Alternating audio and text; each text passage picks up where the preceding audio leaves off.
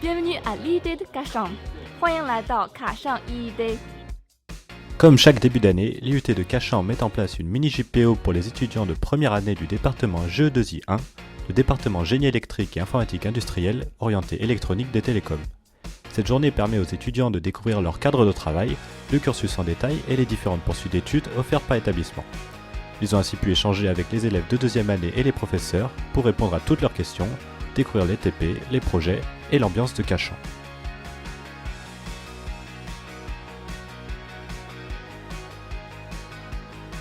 Mon TP, c'est un module en fait audio photovoltaïque.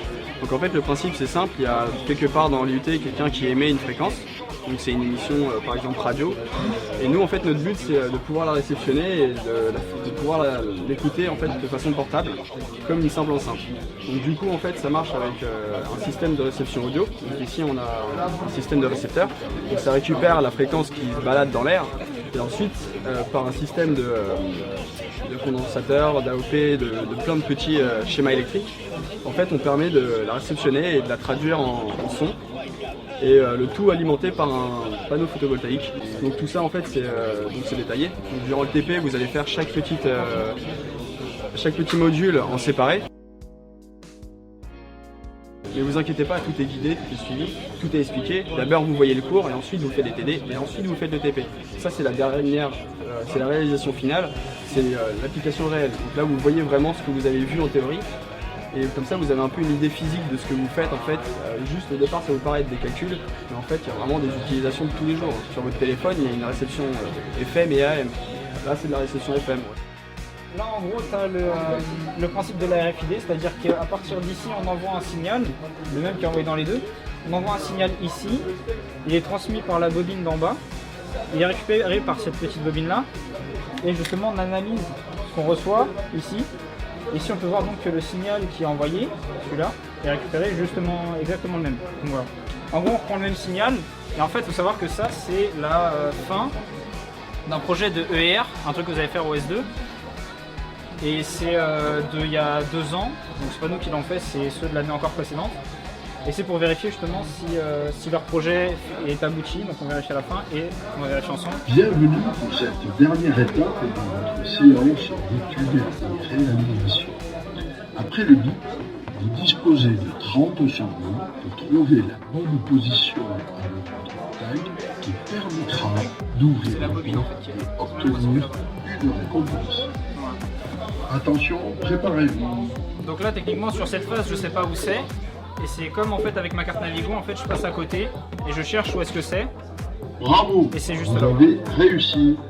Ouvrez le coffre pour prendre votre récompense. Manque de bol, il n'y a rien. Il n'y a rien, donc voilà. Et donc voilà, donc ici on peut voir que donc il y a la bobine ici. Ici sur le bord, donc il y a la bobine, là où j'ai capté justement. Et donc voilà, c'est transmission d'informations sans contact en fait à travers le mur. Et il y a aussi un système anti-triche, attention, voilà, attention. Donc ça c'est pas du RFID. Bienvenue pour cette L'ouverture du coffre est interdite. Vous êtes disqualifié. C'est juste vérification par des petits capteurs ici qui ne trichent pas. Voilà. C'est tout. D'accord. Ah, merci beaucoup. Ah, pas de problème, c'est un plaisir.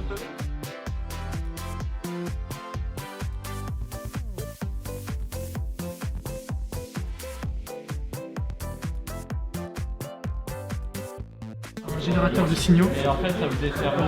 Pour générer des signaux ici on utilise la carte X12 que vous allez très bientôt étudier, enfin vous allez utiliser très couramment, que ce soit en SNE ou en robot ou différents projets. Pour communiquer avec cette carte on utilise le logiciel CodeWarrior. C'est un logiciel qui nous permet d'utiliser les différentes fonctions des librairies que notre carte ici a besoin pour réaliser différentes fonctions, comme ici notre choix ici c'était de générer 3 signaux. On a choisi de basculer d'un signal vers un autre à l'aide des boutons poussoirs.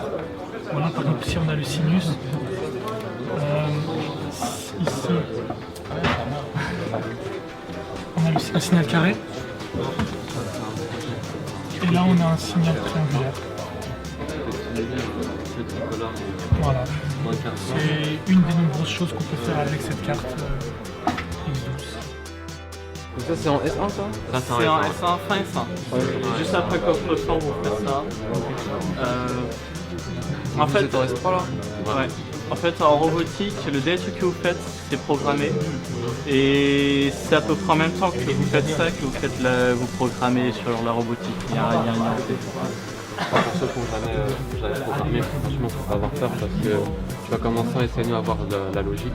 Sinon, on a la logique. Et après, petit à petit, tu vas te rendre compte, tu vas commencer à programmer réellement. Voilà. En fait, tu vas petit à petit t'apprends à comprendre ton programme. En fait. Donc ça, vous faites, donc ça c'est uniquement en cours. Oui. Bah, tu peux coder chez toi, mais normalement, tu peux réussir l'année rien qu'en programmant en cours. En fait. Après, il faut essayer de faire le strict minimum obligatoirement à chaque cours, parce que très rapidement, si tu le fais pas, tu vas finir par discuter avec les forts qui sont à côté. Tu vas prendre leur code ou par essayer de copier.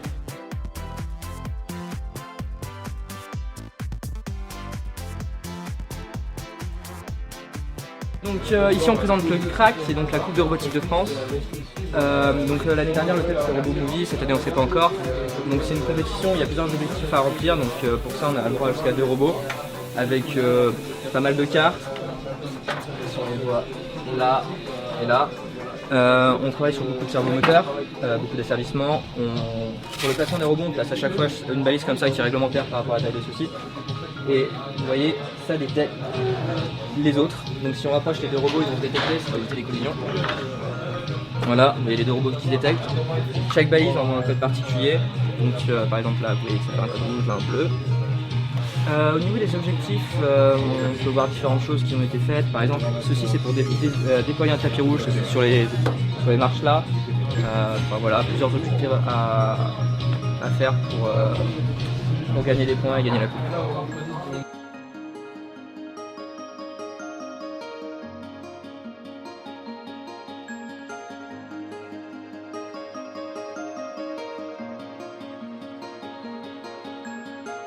Ça c'est le satellite ICESat qui va être lancé en juin 2017 sur un Soyuz depuis la base de lancement de Kourou en Guyane.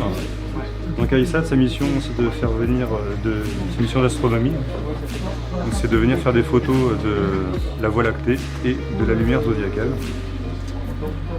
Donc on a un système agile puisqu'on a un satellite qui peut se mouvoir dans l'espace, qui peut s'orienter dans l'espace.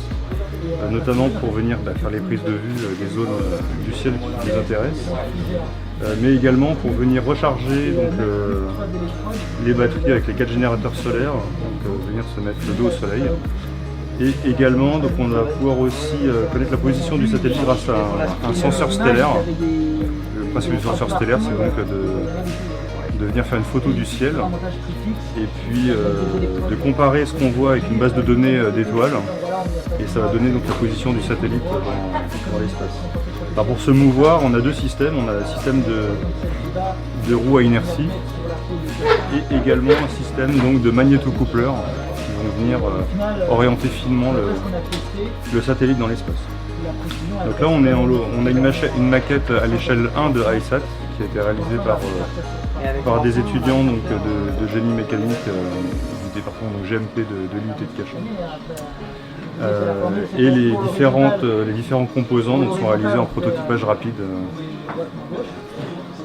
Voilà.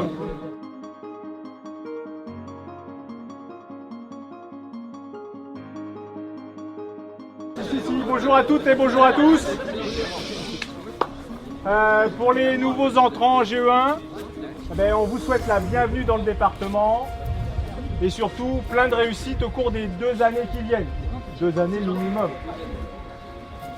Pour les S3, le goûter est annulé.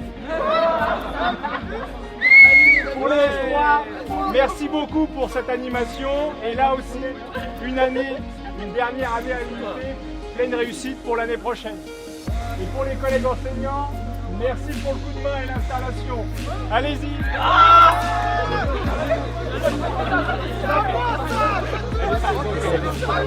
Vous êtes sérieux ?